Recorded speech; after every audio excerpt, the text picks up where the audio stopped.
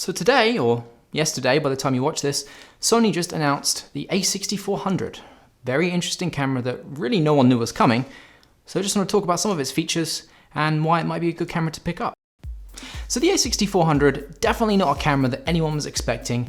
Everyone thought something like the A7000, maybe even the A7iii 3 was finally going to come, and neither of those cameras got announced, and they came out with the A6400 instead. So the A6400 actually has some very interesting features about it. The big one is the focusing system. So they've completely changed the focusing system in this APS-C camera, and it's now using some of the technology, some of the autofocus technology from the A9 and the A7 III. So cameras that are way more expensive, and they're putting that focusing feature into this camera. Its focusing speed is considered the fastest in the world at 0.02 seconds, which is pretty quick. It also boasts eye autofocus, which is a really nice feature that I use a lot on my A7 III. Very quick to focus on the eye. It picks up the eye and it stays locked to it. They've taken that technology, put it in this camera, and actually made it better too. Now it's going to have tracking focus as well, which means basically wherever that person moves, you're going to be able to track that subject. You can tap on the subject or select a subject and it will track them wherever they move in the frame. Even if someone walks in front of them, it's going to continue to track them. It's using this AI technology, and it looks like in all the demos that I watched, it works really well. So that is going to be extremely useful for both photo and for video. Basically anything that moves quickly. If you're shooting something and you are focusing manually or using the autofocus from one of the other cameras, it might lose focus. With that tracking feature, you can now lock onto them and it will just track them for you. You don't need to worry about that. That's a really impressive feature. So eye autofocus has been implemented with some upgrades, and eye autofocus has actually been enabled for animals as well.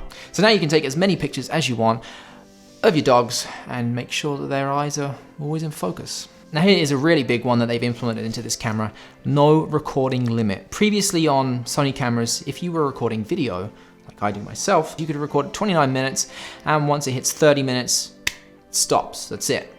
And it's really frustrating. I've been caught out a few times of that myself, recording videos like this. It's gone a little bit longer than I thought it would, and I didn't realize it was above 30 minutes. I go back to look at the footage afterwards, and I've lost a few minutes, and don't realize that till after, and now I have to go and reshoot that. So that 29-minute limit is gone. That's a really big deal. There is a flip screen in a Sony camera that shoots 4K.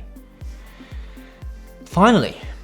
So Sony is listening to what people are saying, they're taking the feedback, the things that people are asking for, and they put a flip screen into this camera, which is a huge deal. This camera is obviously being aimed at vloggers, people that shoot YouTube videos, like myself.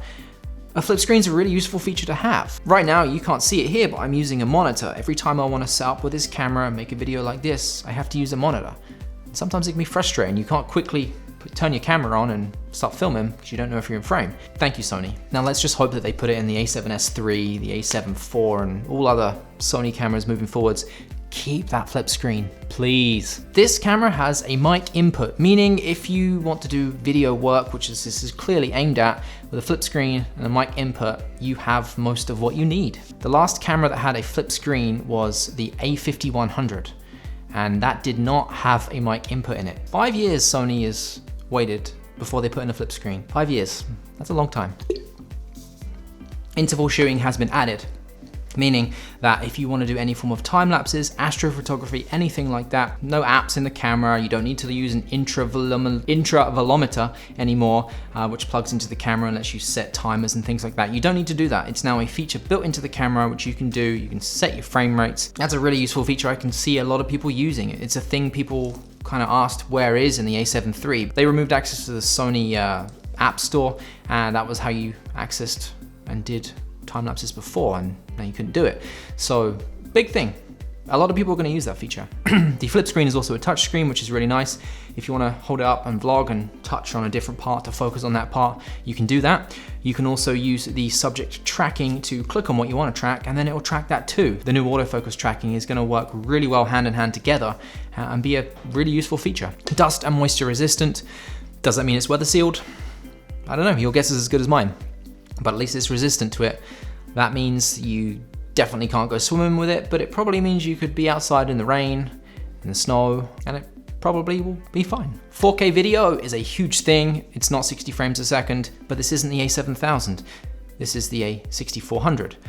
4K video is more than enough for what I do. And 4K video is really useful. Even if you upload in 1080, you can still use 4K video to make your video look crispy and clean and nice. And if you want to, you can punch in and in and in. You can crop in and continue to use the video. 120 frames per second, 100 megabit video, which is really nice. So really good for slow motion. Slow-mo is good. I love to use slow-mo for weddings, and 120 frames per second, in my opinion, is the perfect amount, and that's at 100 megabits too. So high quality, 120 frames per second, that's a win.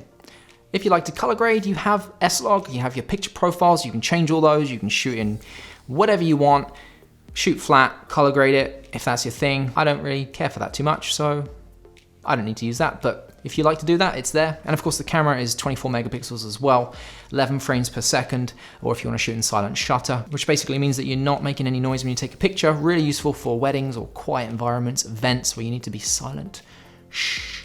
You do 8 frames a second on silent shutter opposed to 11 frames per second. So the negatives of this camera, there's one big one I can see. There's no IBIS in this camera, but this is the A6400. If you look at it in terms of how the other cameras line up, between the A6300, between the A6500, the 6500 has IBIS. 6300 does not, 6400 also does not, but it has that flip screen. So what does that mean really? Well, if you do vlogging, then, well, might be a bit shaky. But if you use a lens that has image stabilization built into it anyway, it might not be a big of a deal. It might not be a deal breaker for you. You might just care that it has a flip screen, not care about anything else, and that's enough of a reason for you to want to buy this. Also, I did mention it earlier, but the way that the screen flips up means that if you do stick a mic on top of the camera, it's gonna block your image and you're not gonna be able to see. You're probably gonna have to see around the edges of the screen and still see the framing, but it's not gonna be ideal. So just bear that in mind. I've seen that people have made some videos already where they've used these contraptions and these rigs, brackets to basically attach to the bottom of the camera, put the mic on the side, that way you can use the mic and still the front facing screen if you really want to do that, but then you got like this huge rig that's this big. Now here is a really big one, the price of this camera. It's priced at $898 US, or if you want to get the kit lens, $998, and let me tell you, for $100, especially if you're just starting out, that kit lens is entirely worth it, so just get the kit lens. The 16-50 is not a bad lens at all for both video and for photo. As I said, especially if you're just starting out, it's a great entry-level lens. It's a power zoom lens, meaning you can zoom on the side, you don't physically have to turn it. Autofocus on the lens is blazingly sharp quick. Here's a video above I did about kit lenses on this side, I think, just in case you wanted to check that out. Now with that price, put into perspective, now bear in mind at the time of me posting this video, the A6300 with the kit lens is $848. So $150 more and you can get the A6400. And the A6300 is 3 years old. Doesn't have that flip screen. Doesn't have the same autofocus. That's definitely worth $150. Sony is doing a good job at making cameras that people want and keeping those prices fair. They did the same thing with the A7 III last year, and now they're doing the same thing with this camera that's clearly aimed at YouTubers and vloggers. Good job, Sony. Now, in short, the A6400, the best way I can describe it to you is if the A5100, the A6300, and the A7 III with the new firmware update minus IBIS made like some weird camera baby.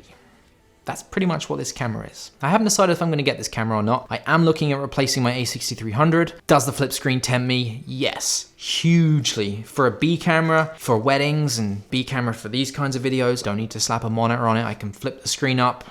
Great second angle. If you're thinking about getting it, let me know down below why. I'd be very interested to know. And if you have the A6300 and think about getting it too, then maybe try and tempt me even more. As well as announcing the A6400, Sony talked about the new firmware coming for the A7 III and the A9, which is going to bring the same autofocus updates, which is really good for anyone that owns an A7 III like myself. We're going to get all those eye tracking features, the motion tracking features, the animal eye autofocus updates, so you can get more pictures of your cats and dogs.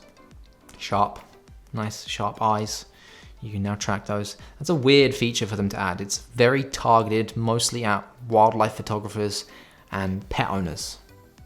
Can't really see any other use for that. Also, the interval shooting mode is coming to the A7 III, which is very exciting. I just bought an intervalometer and I guess I may as well return it now because I do not need it. I can do it straight in camera, which is way more convenient anyway. Now I don't have to plug in this thing, attach it to the camera, leave it plugged in, worry that it's got batteries, and it's just gonna work in the camera, so that's a lot better. And that's gonna be coming, I believe, in April.